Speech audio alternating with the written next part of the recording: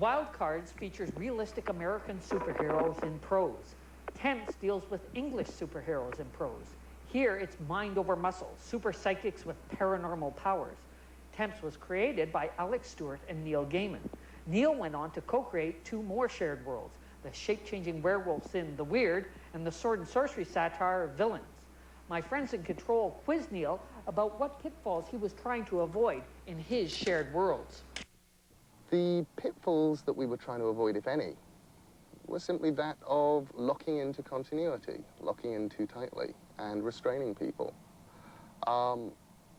In each case, Temps, The Weird and Villains, my part was incredibly minimal. All I did was come up with the idea. That was it. And that was great. I felt really, you know, like a dad on that. I got 90 seconds of fun. Somebody else had to go away and do 9 months' worth of work.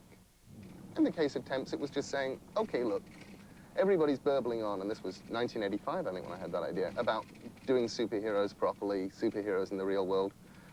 If they were in England, they'd be, well, we'd be left with the useless ones, because the ones that could make any money would all have gone to America. And they'd all work for a little government department that wouldn't really know what to do with them, and if it ever needed one, they'd be on holiday that week. And they'd all have real day jobs and just be on secondment. And that was really the idea of Temps. Of course, Neil was used to dealing with shared worlds in the flip side of his career as a comic book writer. How have you managed to protect Sandman from the other writers at DC? Because he is a shared world character. Somebody could use him. It's true. He's actually just wandered off into the ambush bug, nothing special for a page. Normally, the way that I protect Sandman from being used by other people is I get really, really huffy. Every now and then, I'll give my permission for something. Every now and then, the characters will simply, you know, I'll get an apologetic phone call from my editor saying, we meant to tell you this and we forgot, but Death is in 2 panels of the next Lobo. And I say, oh, yeah, she slaps him round the face. I say, what does she say? And she says, don't try that again, mortal. And I say, oh, okay, well, it's too late now. Take out the word mortal. She'd never say that. And then when it appears, it's still got the word mortal, probably. But that's how I protect it. I get very fierce, like a lioness, defending her cubs. Gee, you'd think Death could take care of herself. In comics, there are 2 main shared worlds, or universes, the DC universe and the Marvel universe. And then within each are smaller galaxies or clusters. Like at DC, there are several Superman titles, a bunch of Batman books, the various Vertigo horror titles, and so on. Over 50 titles a month. Marvel publishes twice that many series, spin-offs, and reprints. Their brightest and biggest galaxy is the star-laden X-Men. Nancy, show us a typical month's worth of X-Men titles. Bob Harris edits all these X books, while a roster of regulars write, pencil, ink, and letter the stories. Nancy, how much to buy the whole month's worth of X-Men before sales tax? Ouch. Recently, I hooked down to Fabian Nicieza, writer of several X-Men titles. He had a clever explanation of how the X-books interlock to produce the big picture.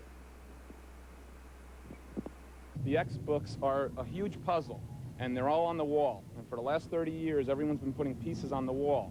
Whether it was Stan Lee, Roy Thomas, Chris Claremont, John Byrne, Jim Lee, whoever, we're all putting pieces on the wall, right? So what we're doing now is we're getting our puzzle pieces, we're shaking them, we see what we have and what we have to place. And Bob Harris gives us the tray, he's the editor, and Scott Lobdell takes a piece, and I take a piece, and Peter David takes a piece, and we all start putting them in. And the whole idea is to make sure that the pieces fit real nice into the puzzle.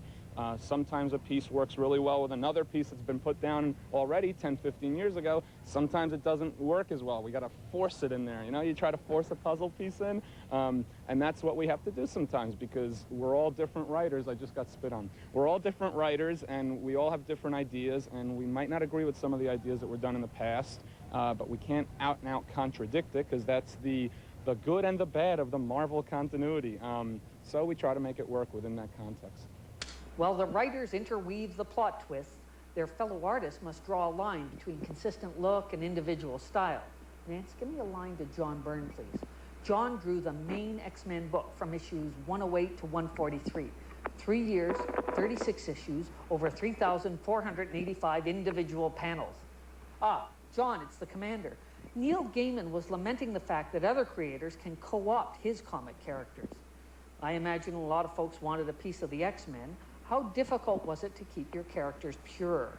Well, originally it wasn't all that difficult, because people more or less, different creators more or less respected everybody else's turf. So if creator A is doing the Fantastic Four and creator B is doing the X-Men, they didn't have to impinge on each other very much.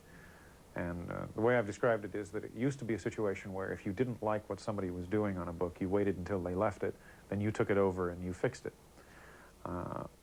Of late, the tendency has been more toward, I don't like what so-and-so is doing in that book, so I'll do a story in my book that fixes it right now, which can become very annoying.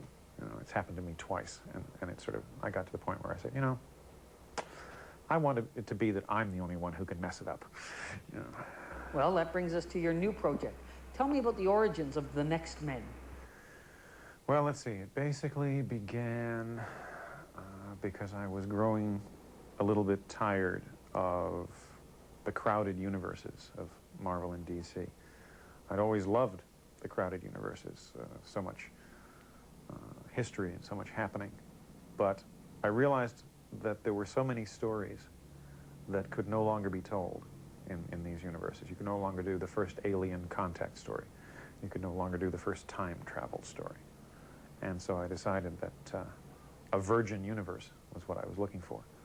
Nobody had one, so I had to create one. And when a project I was supposed to be doing for Marvel went sour, it kind of inspired me to finally get off my duff and do something with some ideas that had been percolating in the back of my head for a while. Do the benefits of owning your own characters like that outweigh the benefits of working in a shared universe at Marvel or DC? Yes and no.